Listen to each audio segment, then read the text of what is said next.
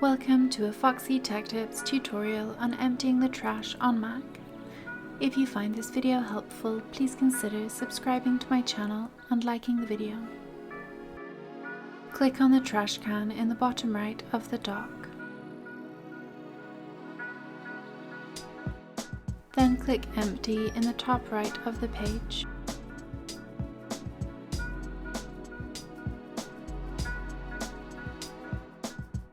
Click Empty Bin on the pop-up that appears. Note that there is no way of getting back the items that are deleted from the trash when you empty it.